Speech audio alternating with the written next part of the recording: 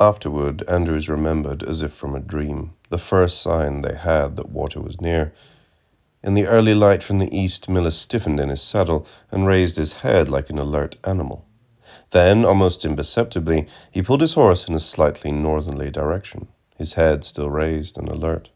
A few moments later, he reined his horse more sharply north, so that Charlie Hodge had to dismount from the wagon and prod the oxen toward Miller's horse.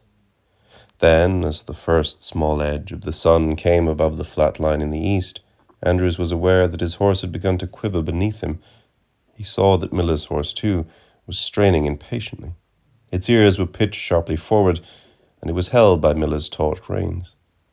Miller twisted in his saddle and faced those behind him. In the soft yellow light that fell upon Miller's face, Andrews could see the cracked lips, raw and slightly bleeding, from the distended cracks, parted in a grotesque smile. "By God," Miller called. His voice was rasping and weak, but it held a deep note of triumph. "By God, we found it. Hold your horses back," and, turning still farther around, he raised his voice. "Charlie, hold on to them oxen as hard as you can. They'll smell it in a few minutes, and they're likely to go crazy." Andrew's horse bolted suddenly.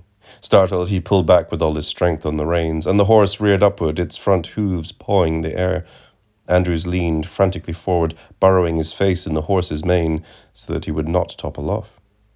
By the time they came in sight of the stream, which wound in a flat, treeless gully cut on the level land, the animals were quivering masses of flesh held back by the tiring muscles of the men. When the sound of the stream came to their ears, Miller called back to them, "Jump off and let him go." Andrews lifted one foot from a stirrup. As he did so, the horse, relieved of the pressure of the reins, lunged forward, spilling Andrews to the ground. By the time he got to his feet, the horses were at the stream, on their knees, their heads thrust down into the shallow trickle. Charlie Hodge called from the wagon, "Somebody come here and give me a hand with this brake." With his hand, and with the crook of the elbow of his other arm, he was pulling against the large handbrake at the side of the wagon. The locked wheels of the wagon tore through the short grass, raising dust. Andrew stumbled across the ground and climbed upon the wagon by way of the unmoving wheel spokes. He took the handbrake from Charlie Hodge's grasp. "Got to get them unyoked," Charlie Hodge said. "They'll kill themselves if they go at this much longer." The brake jerked and trembled under Andrew's grasp. The smell of scorched wood and leather came to his nostrils. Charlie Hodge jumped from the wagon and ran to the lead team. With deft movements, he knocked the pins from an oxbow and jerked the oxbow from the yoke, jumping aside as the ox lunged forward, past him, toward the stream. Miller and Schneider stood on either side of the team, trying to quiet the oxen as Charlie Hodge unyoked them. When the last ox was unyoked, the three men went in a stumbling trot across the ground to a spot a few feet upstream from where the animals were lined. "Take it easy," Miller said, when they had flung themselves down on their stomachs beside the narrow, muddy stream. "Just get your mouths wet at first. Try to drink too much and you'll make yourself sick." They wet their mouths and let a little of the water trickle down their throats, and then lay for a few moments on their backs, letting their hands remain behind their heads, the water trickling softly and coolly over them. Then they drank again, more deeply, and rested again. They stayed at the stream all that day, letting the animals have their fill of water, and grazing them on the short, dry grass. "They've lost a lot of strength," Miller said. "There'll be a full day getting even part of it back."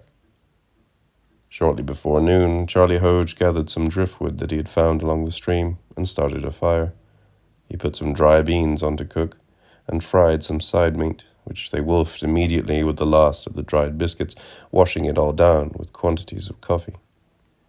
They slept the afternoon through.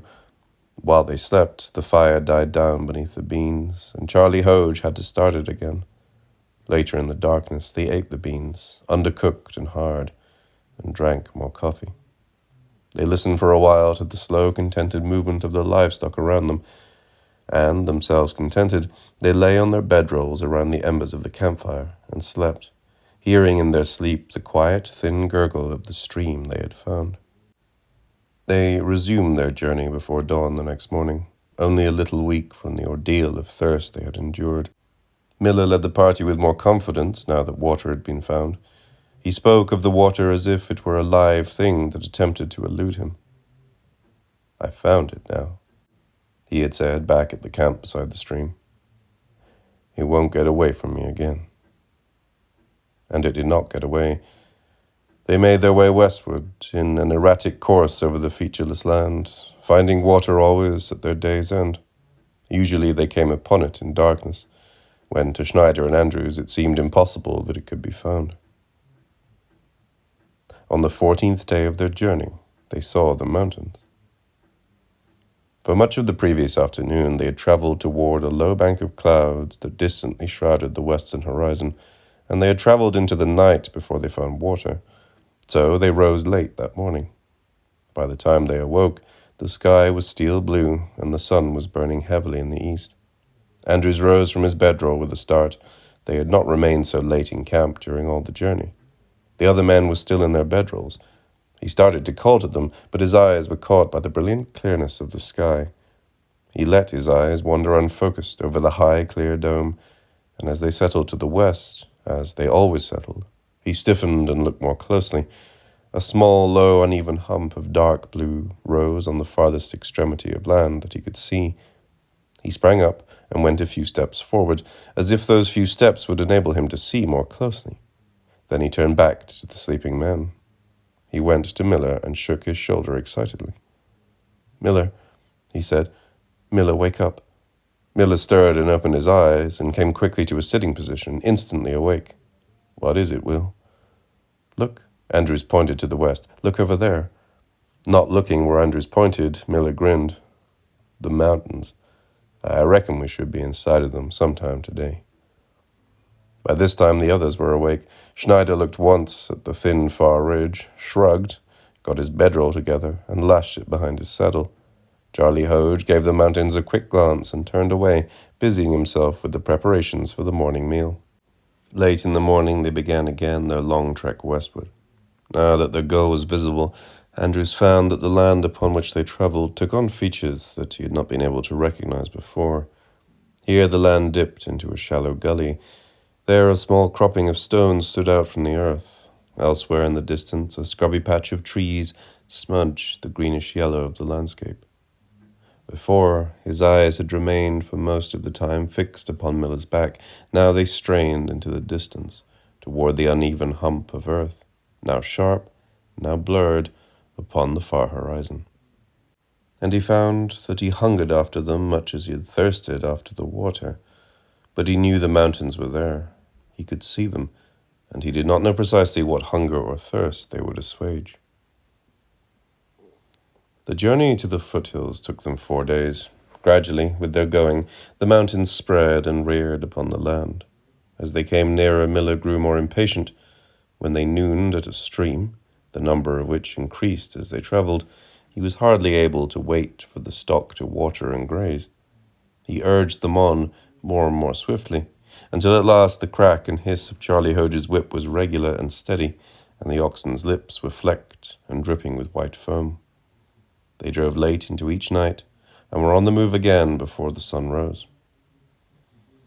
Andrews felt that the mountains drew them onward, and drew them with increasing intensity as they came nearer, as if they were a giant lodestone whose influence increased to the degree that it was more nearly approached.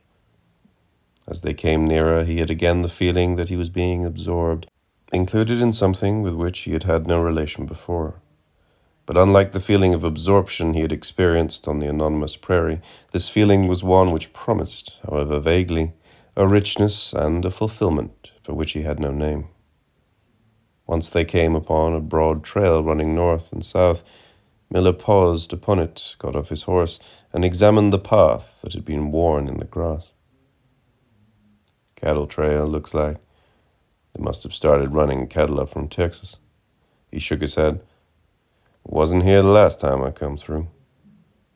Late in the afternoon, just before dark, Andrews saw in the distance the long, thin, parallel lines of a railroad, which found a level course by winding among the gentle hillocks that were beginning to swell upon the land. but Miller had already seen it. "My God," Miller said. "A railroad." The men increased the paces of their mounts, and in a few minutes halted beside the humped foundation of the road. The tops of the rails gleamed dully in the last light of the sun. Miller got off his horse and stood unmoving for a moment. He shook his head, knelt, and ran his fingers over the smooth steel of the tracks. Then, his hand still upon the metal, he raised his eyes to the mountains, which now loomed high and jagged in the orange and blue light of the afternoon sky. "My God," he said again. "I never thought they'd get a railroad in this country." "Buffalo," Schneider said. He remained on his horse and spat at the rails. "Big herd. I never seen big herds yet. Where a railroad's been in a few years." Miller did not look up at him. He shook his head and then rose to his feet and mounted his horse. "Come on," he said abruptly. "We got a long way to go before we set up camp." Though they passed several clear streams, Miller forced them to travel for nearly 3 hours after dark. The travel was slow, for as they approached the mountains, the land was more broken. Frequently, they had to skirt large groves of trees that grew near the streams, and had to bypass several sharp hills that rose vaguely out of the darkness. Once, in the distance, they saw the glimmering of a light that might have come from the open door of a house. They continued their drive until they were out of its sight, and for some time afterward. Early the next morning, they were in the foothills. A few pines were scattered on the sharply rising sides of the hills that cut off their view of the mountains. Miller, riding ahead, guided the wagon along the land that gently rose up to the hills. He pointed to a sharp strip of pines that descended from one of these, and they made in that direction. The hills dropped sharply into a valley. At the bottom of the cut, the land leveled on either side of a small stream. They followed this draw onto a broad, flat valley, which stretched to the very base of the mountains. "We should hit the river by noon," Miller said. "Then we start to climb." But it was shortly after noon when they came upon the river. The land on the side from which they approached was clear. A few sumacs, already tinged with yellow, and a few clumps of scrub willow straggled along the bank. The bed of the river was wide. It was perhaps 200 yards from the rise on their side to a steep ledge on the other, but for many yards beyond either bank, and in the bed itself, grass was growing, and even a few small trees and shrubs.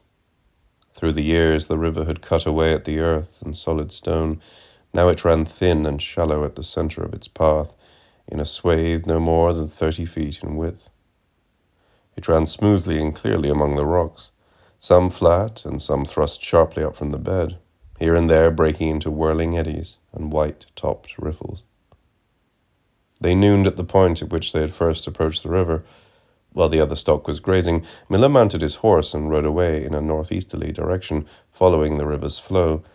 Andrews wandered away from Charlie Hode and Schneider, who were resting beside the wagon, and sat on the bank. The mountain was a mass of pines. On the far bank, the heavy brown trunks, raised 30 or 40 feet before the boughs, spread to hold deep green clusters of pine needles. In the spaces between the huge trunks were only other trunks, and others, on and on, until the few trees that he could see merged into an image of denseness, impenetrable and dark, compounded of tree and shadow and lightless earth, where no human foot had been. He raised his eyes and followed the surface of the mountain as it jutted steeply upward. The image of the pines was lost, and the image of the denseness, and indeed even the image of the mountain itself. He saw only a deep green mat of needle and bough, which became, in his gaze, without identity or size, like a dry sea, frozen in a moment of calm, the billows regular and eternally still, upon which he might walk for a moment or so, only to sink as he moved upon it, slowly sink into its green mass, until he was in the very heart of the airless forest, a part of it, darkly alone. He sat for a long time upon the bank of the river, his eyes and his mind caught in the vision he had. He was still sitting on the bank when Miller returned from his downstream journey. Miller rode silently up to the resting man, who gathered around him as he drew his horse to a halt and dismounted.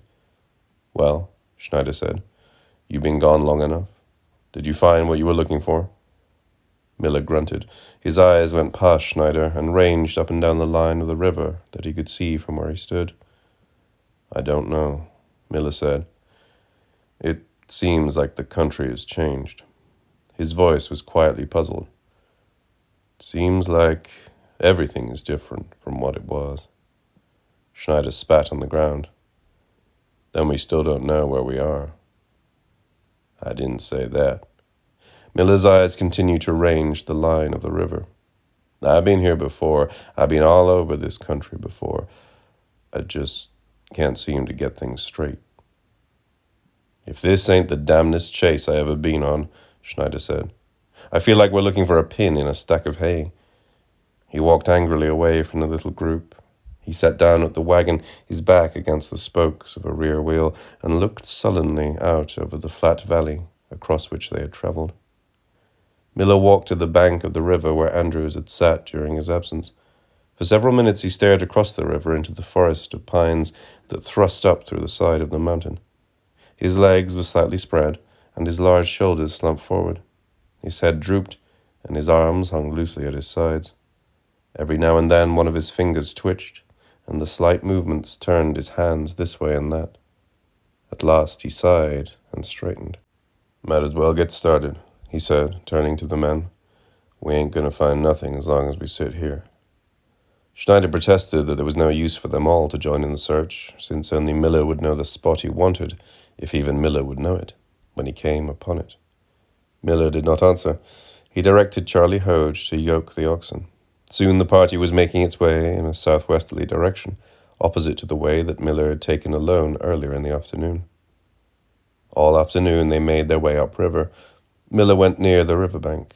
Sometimes, when the bank became too brushy, he rode his horse into the river itself, where the horse stumbled over the stones that littered the bed nearly to the edge of either bank. Once a thick grove of pines, which grew up to the very bank of the river, deflected the course of the wagon. The men in the main party skirted the grove, while Miller kept to the riverbed. Andrews, with Schneider and Charlie Hodge, did not see Miller for more than an hour. When finally the wedge-shaped grove was skirted, he saw Miller far ahead of them, upriver, leaning out from his saddle to inspect the far bank. They made camp early that night, only an hour or so after the sun went down behind the mountains. With darkness, a chill came in the air. Charlie Hodge threw more branches on the fire and dragged upon the branches a sizable log which Schneider, in an excess of energy and anger, had cut from a pine tree whose top had been snapped the winter before by the weight of snow and wind. The fire roared violently in the quiet, driving the men back from it and lighting their faces a deep red. But after the fire died down to large embers, the chill came again. Andrews got an extra blanket from the wagon and added it to his thin bedroll. In the morning, silently, they broke camp. Andrews and Charlie Hodge worked together. Schneider and Miller, apart from each other, stood apart from the two who worked. Schneider whittled savagely on a slender bough of pine, the shavings piled up on the ground where he was sitting, between his upraised knees. Miller stood again at the bank of the river, his back to the others, and gazed into the shallow flow of clear water that came from the direction in which they were to travel. The morning's journey began lethargically. Schneider slumped in his saddle. When he looked up from the ground, his eyes came to rest sullenly upon Miller's back. Charlie Hodge snapped the long whip perfunctorily over the ears of the lead oxen, and drank frequently from one of the bottles he kept in the box under his spring seat. Only Miller, who seemed to Andrews to become less and less a part of the group, kept restlessly ahead, now on the bank, now on the edge of the riverbed, now in the water itself, which flowed whitely around the fetlocks of his horse. Miller's restlessness began to affect Andrews, and he found himself gazing with an increasing intensity at the anonymous green forest that edged the river and defined the course of their passage. In the middle of the morning, ahead of them, Miller halted his horse. The horse stood near the center of the riverbed. As the others came up close to him, Andrews could see that Miller was gazing thoughtfully, but without real interest, at a spot on the bank opposite them. When the wagon halted, Miller turned to the group and said quietly, "This is the place. Charlie, turn your wagon down here and come straight across." For a moment, none of them moved. Where Miller pointed was no different from any of the places along the unchanging stretch of mountainside that they had passed that morning or the previous afternoon. Miller said again. Come on, turn your wagon straight across. Charlie Hode shrugged. He cracked his whip above the left ear of the off-ox and set the handbrake for the descent down the heavily sloping riverbank. Schneider and Andrews went ahead, following closely behind Miller, who turned his horse straight into the thick forest of pines. For a moment, as he and Schneider and Miller pressed their horses directly into the face of the forest, Andrews had a sensation of sinking, as if he were being absorbed downward into a softness without boundary or mark. The sound of their horses' breathing, the clop of their hooves, and even the few words the men spoke, all were absorbed in the quiet of the forest, so that all sound came muted and distant and calm, one sound much the same as another. Whether it was the snort of a horse or a spoken word, all was reduced to soft thuds which seemed to come not from themselves, but from the forest, as if there beat within it a giant heart for anyone to hear. Schneider's voice, made soft and dull and unconcerned by the forest, came from beside Andrews. Where the hell are we going? I don't see no sign of buffalo here. Miller pointed downward. Look what we're on. The horse's hooves, Andrews saw, was sliding the smallest bit upon what he had thought was the greyish-green bed of the forest. A closer look showed him that they were riding over a series of long, flat stones that grew up from the base of the mountain and wound among the trees. They don't leave no track here that a man would notice, Miller said. Then he leaned forward in the saddle. But look up there. The stone trail ended abruptly ahead of them, and a natural clearing widened among the trees and wound gradually up the side of the mountain. The bed of this clearing held a broad, regular swathe of earth, worn bare of grass. Raw earth and stones showed the boundaries of the path. Miller kicked his horse up to the point where it began and dismounted. He squatted in the middle of the path and inspected it carefully. This is their road. His hand caressed the hard-packed contours of the earth. There's been a herd over it not too long ago. Looks like a big one. By God, Schneider said. By God. Miller rose. It's going to be hard climbing from now on. Better tie your horses to the tail of the wagon. Charlie'll be needing our help. The buffalo trail went up the mountainside at an irregular angle. The wagon made its way up the steeply pitched incline. It went slowly upward, and then dipped sharply down in a hollow, and then went upward again. Andrews, after he had hitched his horse to the tailgate, strode beside the wagon with long, strong steps. The fresh, high air filled his lungs and gave him a strength he was not aware of having felt before. Beside the wagon, he turned to the two men who were lagging some distance behind. Come on, he called in an excess of exuberance and strength. He laughed a little, excitedly. We'll leave you behind. Miller shook his head. Schneider grinned at him. Neither man spoke. They shuffled awkwardly over the rough trail. Their movements were slow and resigned and deliberate, as if made by old men walking to no purpose and with great reluctance. Andrews shrugged and turned away from them. He looked ahead at the trail eagerly, as if each turn would bring him a new surprise. He went in front of the wagon, striding along easily and swiftly. He loped down the small hollows and climbed the rises with long, heavy thrusts of his legs. At a high rise he paused. For a moment the wagon was out of his sight. He stood on a large stone that jutted up between two pines and looked down. The mountain fell off sharply from the trail, and he could see for miles in either direction the river they had crossed only a few minutes before, and the land stretching level to the foothills that lay behind them. The land looked calm and undisturbed. He wondered idly at the half-submerged fear he had had of it during their crossing.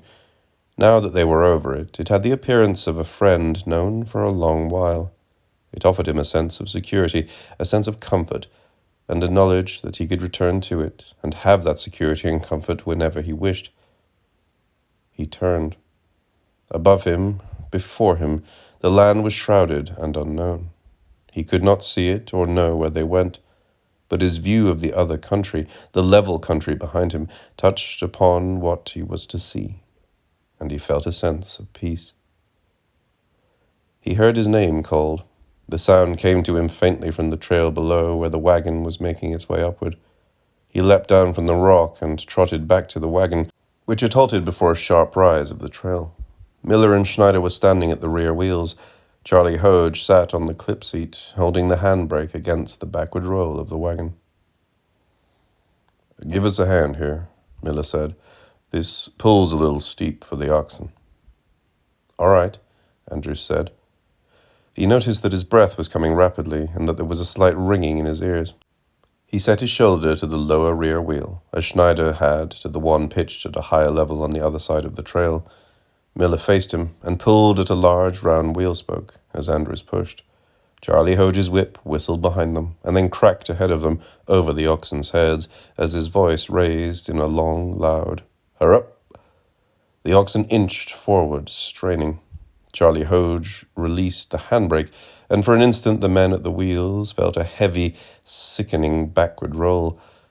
Then the weight of the oxen took hold, and as the men strained at the wheels, the wagon slowly began to move forward and upward on the trail. The blood pounded in Andrew's head.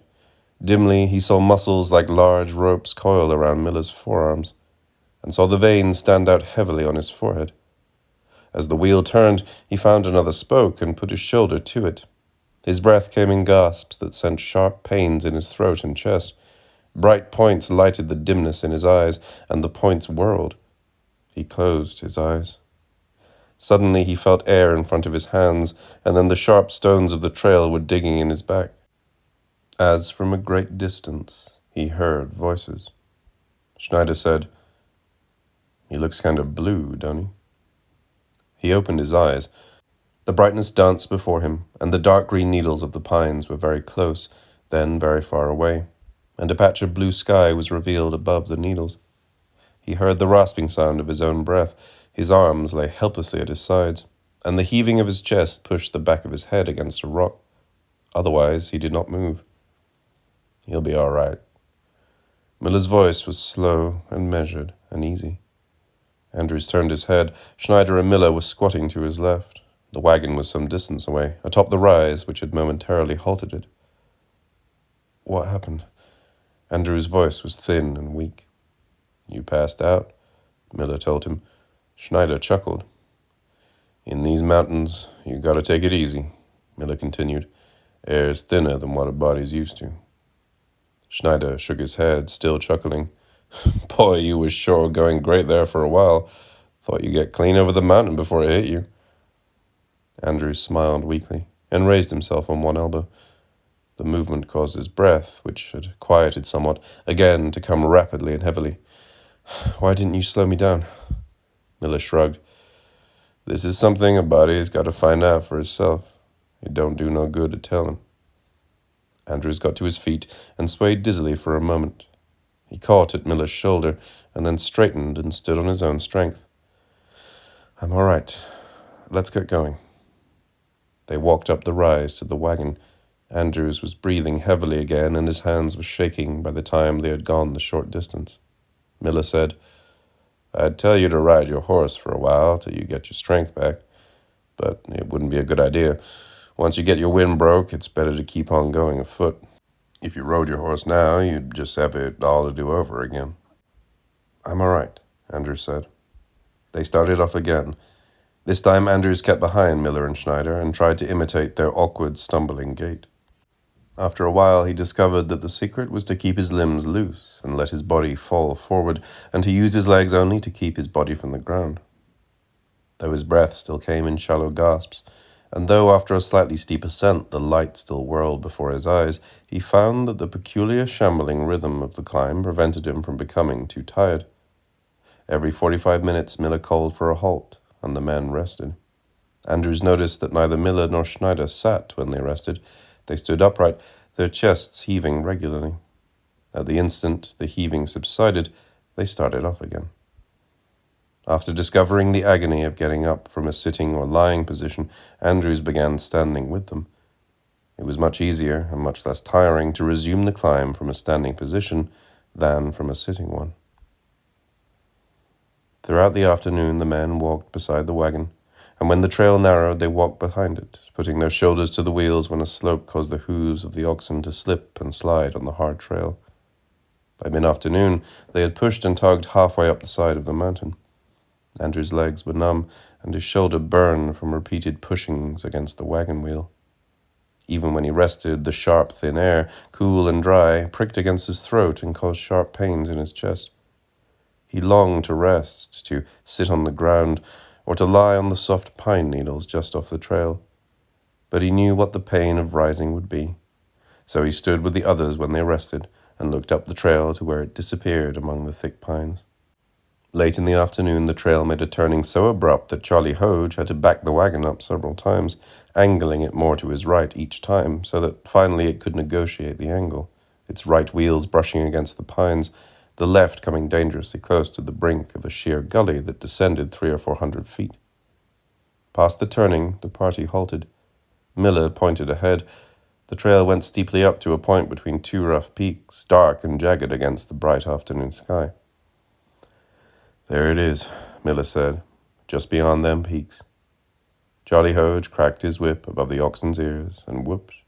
Startled, the oxen lurched forward and upward. Their hooves dug into the earth and slipped. The men again put their shoulders against the wheels of the wagon. "Don't push them too hard," Miller called to Charlie Hodge. "It's a long pull, all the way to the top." Foot by foot, they pulled and pushed the wagon up the last steep ascent. Sweat came out on their faces and was instantly dried by the high, cool air. Andrews heard the groaning sound of air pulled into lungs and realized that the sound he heard was his own, so loud that it almost drowned out the breathing of the other men, the creak of the wagon as it strained unnaturally upward, and the heavy sounds of the oxen's breathing and plodding and slipping on the trail. He gasped for air as if he were drowning. His arms, hanging loose as his shoulder ground against the spokes, wanted to flail as if they might raise him to more air. The numbness of his legs intensified, and suddenly they were numb no longer. He felt that hundreds of needles were pricking into his flesh, and that the needles warmed, became white-hot, and burned outward from his bone to his flesh. He felt that the sockets of his bones, ankle, knee, and hip, were being crushed by the weight they impelled forward. Blood pounded in his head, throbbed against his ears, until even the sound of his own breathing was submerged, and a red film came over his eyes. He could not see before him. He pushed blindly, his will supplanting his strength, becoming his body, until his pain submerged them both. Then he pitched forward, away from the wagon. The sharp stones on the path cut into his hands, but he did not move. He stayed for several moments on his hands and knees and watched with a detached curiosity the blood from his cut palms seeping out and darkening the earth upon which they rested. After a few moments, he was aware that the wagon had come to a halt just as he had pitched away from it, and that it was standing level now, no longer at an angle from the trail. On his right, the sheer side of a rock thrust upward. To his left, above the wagon, no more than 30 feet away, was another very like it. He tried to get to his feet, but he slipped to his knees and remained there for a moment more. Still on his hands and knees, he saw Charlie Hodge sitting erect on the wagon seat, looking out before him, not moving. Miller and Schneider were hanging on the wheels they had pushed. They, too, were looking before them, and they were silent. Andrews crawled a few feet forward and pushed himself upright. He wiped his bloody hands on his shirt.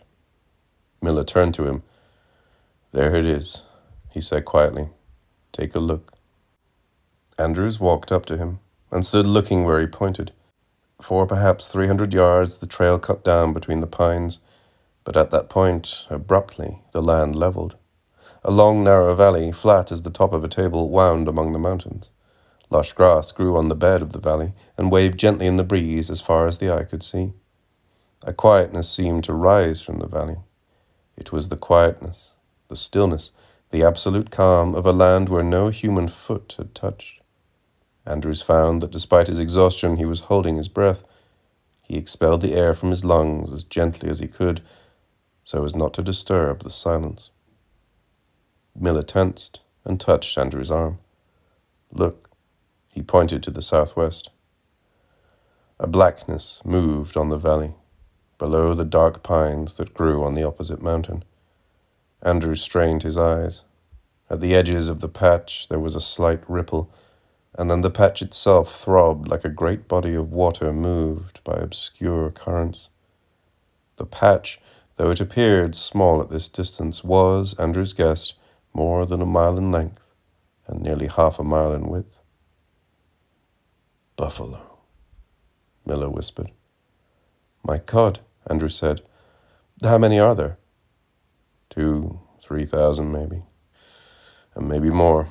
This valley winds in and out of these hills. We can just see a little part of it from here. No telling what you'll find on farther." For several moments more, Andrew stood beside Miller and watched the herd. He could, at the distance from which he viewed, make out no shape, distinguish no animal from another. From the north a cool wind began to rise. It came through the pass. Andrew shivered. The sun had fallen far below the mountain opposite them, and its shadow darkened the place where they stood. "Let's get down and set up camp," Miller said. "It'll be dark soon." Slowly, as if a procession, the group made its way down the incline to the valley. They were at the level ground before dark rolled from the mountain.